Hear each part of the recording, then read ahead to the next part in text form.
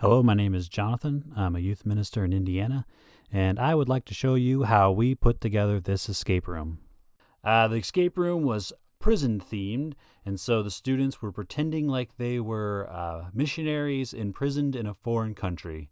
Their job was to escape out of their cell, get into the warden's office, find the warden's key, and escape from prison. All right, let's start off by taking a look at the blueprints. Here we have 3 Sunday school rooms that we converted into 2 prison cells and the warden's office. You can see here's cell number 1, cell number 2 is up here, and the warden's office is in between. Let's start by taking a look at cell number 1. We're going to come in through this door right up here. All right, as we walk in through that door, we look over to our left, and we will see that there is a cell door. We made this out of wood and PVC pipe, some hinges, and we threw on a lock there. So it's pretty cool. It works just like a regular cell door, and we were able to get it to stay in there without having to put any sort of screws into the door frame or anything like that. Then we'll turn to our left. We'll see a lock box and 2 beds made out of tables and air mattresses, and then a second lock box. The second lock box says, "Who was Paul a prisoner of?"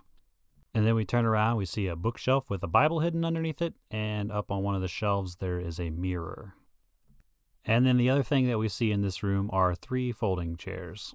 All right, that was cell number 1. Let's take a look at cell number 2. This cell also has 2 air mattress table beds, and over to the right of the beds there is a lock box, and on the lock box it says, in Acts 16, "Who is Paul in prison with?" On the left side of the beds, there is a shelf. It has a Barbasol can on it, and it also has another mirror there.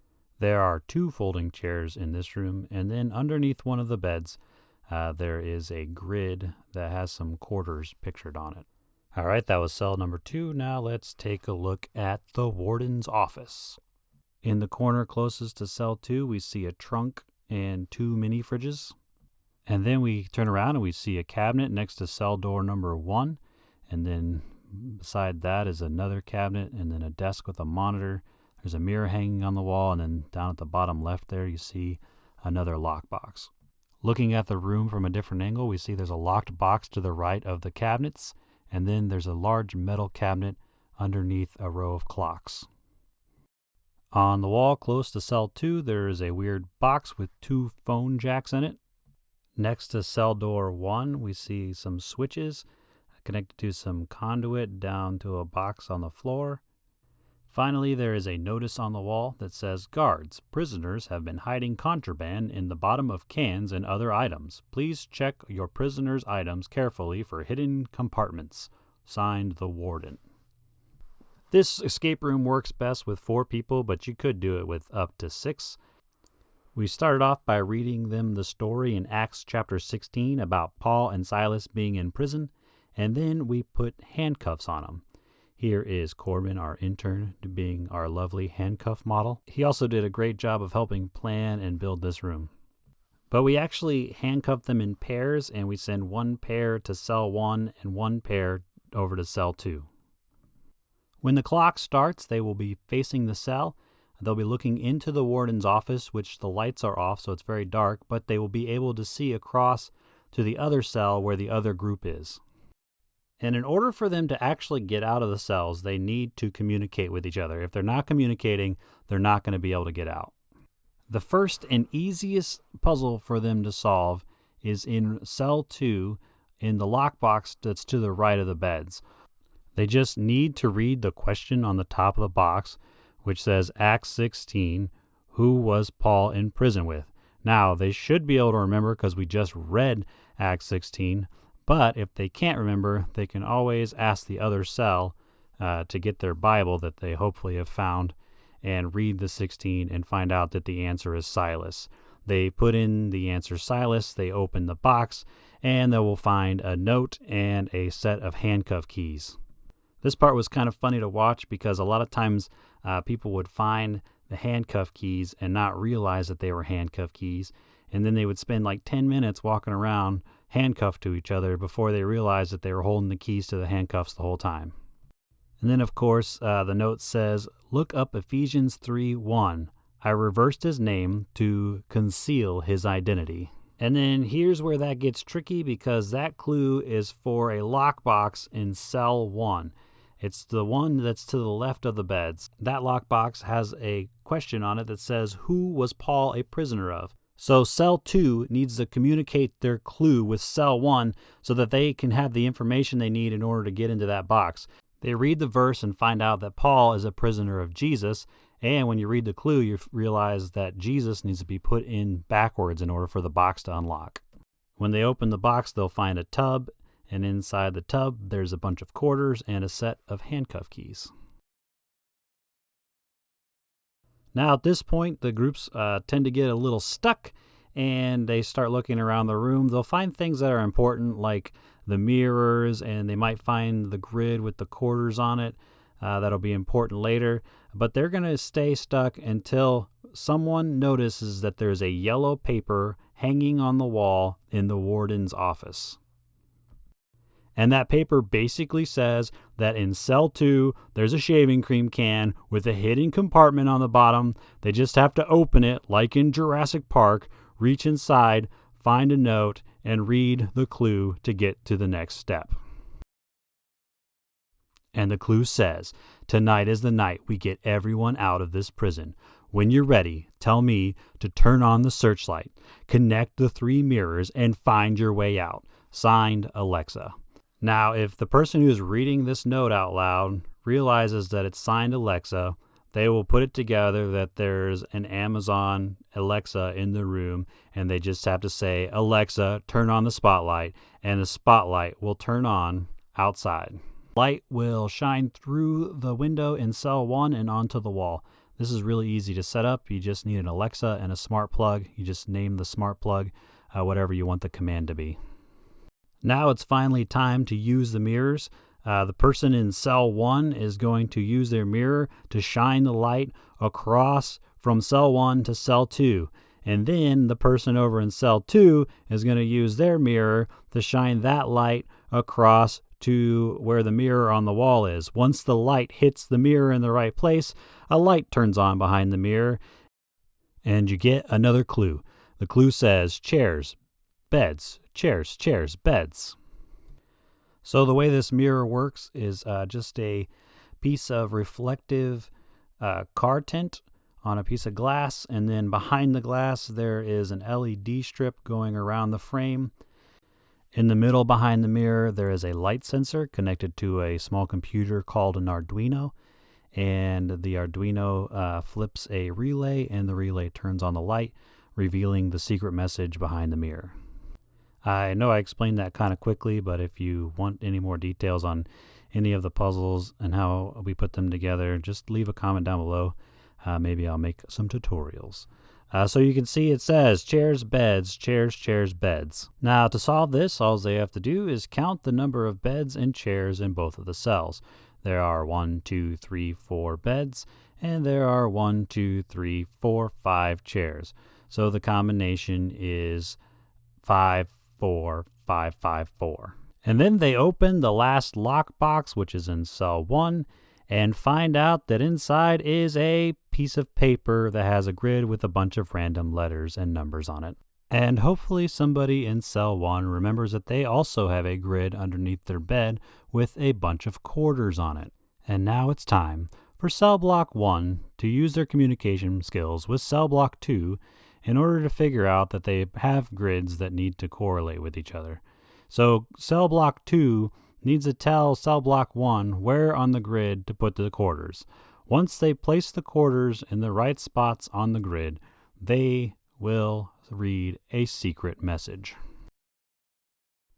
And the message says switches 4, 5, 7, and 9.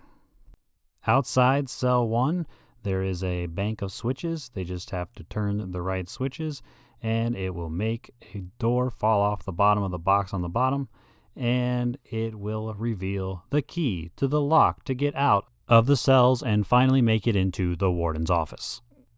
Now, the way that we built this was by connecting all of the switches in series, and then we turn some of them upside down. So even though they look like some of them are off and some of them are on, they're actually all on once the code is put in the right combination. and that triggers a relay, and the relay turns off the door on the plate at the bottom. Cell 1 uses the key to get out of the cell, and then they go across the warden's office to cell 2, open their door for them, and now we are on to the last room, the warden's office. Now, what they're trying to do in this room is get into the warden's key safe to get the key out. And in order to do that, they're going to have to put the warden's computer together. His computer is made up of a Raspberry Pi, a power supply, a keyboard, and an HDMI cord. So once they find all 4 of those pieces and put them together, they'll be able to turn on the warden's computer. Now, in the warden's office, there are 4 puzzles we got to solve in order to get the pieces of the computer. And the first one we're going to start with is the clocks on the wall puzzle with the steel cabinet. But before they can solve it, they got to find a clue, which is the warden's bucket list. The warden's bucket list is a logic puzzle, and basically you're just trying to figure out the order of when he wants to go to the different places. And then if you look on the wall, the different places have clocks, and each of the clocks are at a different hour. You plug in the hours once you figure out the order, and that will get you into the locked cabinet, and you will find the warden's Raspberry Pi computer. They can solve these puzzles in any order, but the next one we're going to be talking about is the mugshots. Around the room there are 5 mugshots hidden, and once they find all 5 mugshots, they can put them in the order that the people were incarcerated, and they will discover a pattern where some people are looking to the right and some people are looking to the left. There's a directional combination on this lockbox, and they just have to push the right directions that the people are facing in that order, and the lock will come open. In that lockbox, they will find the warden's power supply. And if they want to find the warden's keyboard, they must first find an old-fashioned landline phone. They have to figure out that they need to plug the phone into that weird phone jack box and listen to the phone. If they listen carefully, they will hear a Morse code message. And back in cell block 1, there is a Morse code decoder. And so the person who's listening to the phone has to tell the person who can see the decoder what they hear. And the Morse code message just spells out the word sons. The only reason why I made it spell the word sons is because that was the easiest word for people to be able to actually hear the Morse code. When I was doing play testing, I tried some different words, but they were too hard. So I finally just decided to go with sons because that was an easy one for them to interpret. This phone jack just has an Arduino in it, and I rewired the phone so that the speaker connects directly to the jack, and the Arduino just plays the Morse code over and over again. And once the students figure out how to use an ancient technology called a landline, they get the word sons, they put it into the combination on the trunk and open the trunk and find the warden's keyboard. And finally, the last puzzle that they'll have to solve, if they solved them in this order, is finding the frozen water bottle. They just have to take the frozen water bottle and put it on a coaster on this file cabinet over here. And once the bottle is on the coaster, the drawer magically opens. This puzzle was not a very good idea. What you didn't see in that video is that when you put the water bottle on the coaster, it actually takes a long time for the sensor to get cold enough to pop the drawer open. The drawer assembly is really cool. It's basically just a mag lock and a spring, and then you can use Arduinos and relays and make any sort of puzzle on the top, and once the puzzle is solved, then the drawer opens by itself. And of course, then you get the last piece of the computer, which is the HDMI cable. And when the students put all the pieces together, it turns on the Raspberry Pi, and for a second, it kind of looks like the Matrix, and then it loads up a program that they have to solve. The program was written by Corbin, and it's basically like the game Wordle, except with numbers, but we created this program like months before anybody ever heard of Wordle. Anyway, you basically just have to guess 5 numbers, and then the computer will tell you how many you got correct, and then you kind of have to use some logic to figure out which ones were correct, and you just keep guessing, and it'll keep telling you which ones are correct until you finally get the right number, and then it'll tell you you had the right number. And once they figure out the warden's PIN, they just have to put it in the combination lock on his lockbox, and they'll get a key out of it, and they can use that key to unlock the warden's office and escape from prison. And that's it. If you like this video, go ahead and hit the like button. If you want to see more videos like this, go ahead and subscribe. I do have another escape room video. If you want to, you can go and watch that. Also, if you have any questions, just go ahead and leave them in the comments down below. Thanks. Goodbye.